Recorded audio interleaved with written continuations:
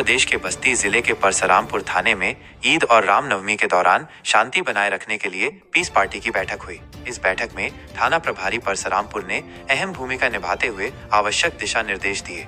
बैठक के मुख्य बिंदु शांतिपूर्ण उत्सव। थाना प्रभारी ने सभी से त्योहारों को शांतिपूर्ण तरीके से मनाने की अपील की। उन्होंने किसी भी प्रकार की अफवाह या भड़काऊ गतिविधियों से बचने के लिए कहा। सामुदायिक सौहार्द। बैठक में सामुदायिक सौहार्द बनाए रखने पर जोर दिया गया। सभी से मिलजुल कर त्योहार मनाने का आग्रह किया गया।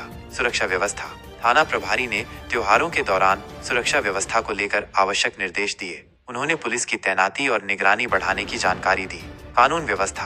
कानून व्यवस्था का पालन करने और किसी भी प्रकार के उल्लंघन से बचने की चेतावनी दी गई। किसी भी समस्या के लिए तुरंत पुलिस से संपर्क करने के लिए कहा गया। इस बैठक का उद्देश्य त्योहारों के दौरान किसी भी प्रकार की अप्रिय घटना को रोकना और शांतिपूर्ण वातावरण बनाए रखना था। तमाम देश इस खाकी वर्दी को नहीं पा सकते हैं, क्योंकि जब खाकी पहनने वाला हमारा ही भाई, हमारा ही बेटा जब खाकी पहनता है तो उसके बीच में, उसके मन में, उसके तन में सिर्फ भारत की माटी नजर आती है, भारत में रहने वाले लोग नजर आते हैं। यह मैंने देखा है।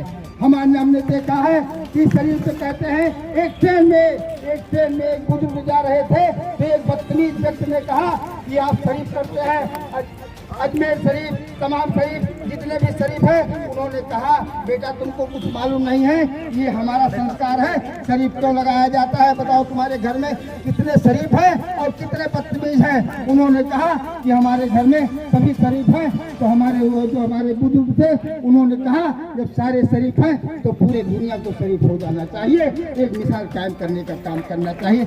एक ताली आप अपने लिए बजा दीजिए। ताली बजाने से अपने हृदय खुश हो जाता है। अगर एक स्माइल लाने से, सेल्फी लेने से चेहरा मुस्कुराता है, चाहे फर्जी तरीके से फोटो बढ़िया आ सकती है, तो हमारे इसका हम एक दूसरे के प्रति, प्रधान जी हमेशा एक दूसरे के प्रति प्यार आभार व्यक्त करने का काम करेंगे।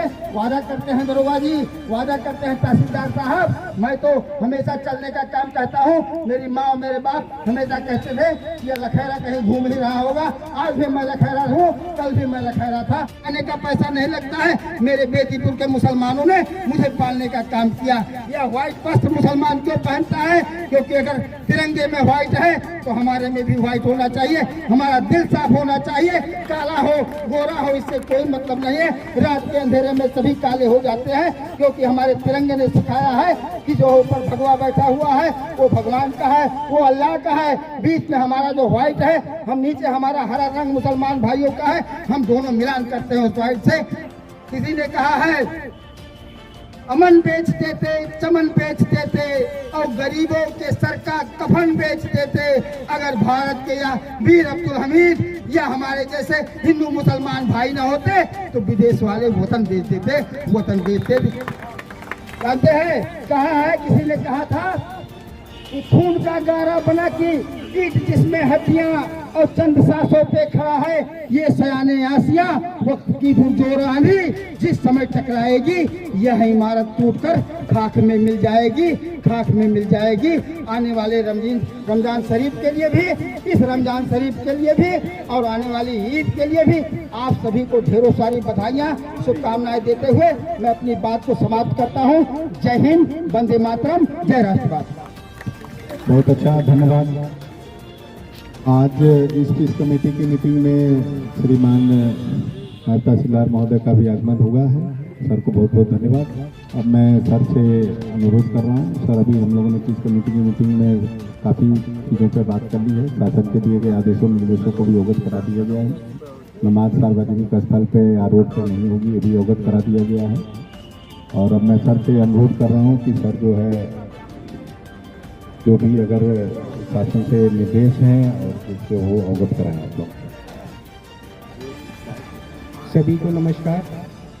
अब तो मुलाकात बार बार हो रही है, त्यौहार बार बार आ रहा है, आप लोगों का चेहरा देखने को बार बार मिल रहा है, बहुत अच्छा लग रहा है। जैसे हम लोगों ने होली मनाई है, बस सेम वही रिपीट करना है हम लोगों को। अब तो ये लग रहा है कि बहुत पीसफुल क्षेत्र है, जिस तरीके से आप लोग कोऑपरेट कर रहे हैं, बहुत अच्छा लग रहा है देख के। क्योंकि जब शुरू में नया मैं आया था तो मुझे कुछ और ही बताया गया था कि यहाँ ऐसा है, यहाँ ऐसा है, लेकिन जैसा मैं देख रहा हूँ 3 साल से ऐसा तो कुछ भी नहीं है। आप सभी लोग बहुत कोऑपरेटिव हो, एक दूसरे को साथ लेके चल रहे हो, कोई आपस में भी कोई मतभेद नहीं है। और अब ईद हमारी आ ही रही है, सारी जो नेसेसरी गाइडलाइंस है वो आपको एसओ साहब ने बता ही दिया है, बस उसी को हमको फॉलो करना है। कहीं भी किसी को कोई समस्या आती है तो पुलिस है आपके पास प्रशासन है, किसी के पास नंबर ना हो तो नंबर ले सकता है।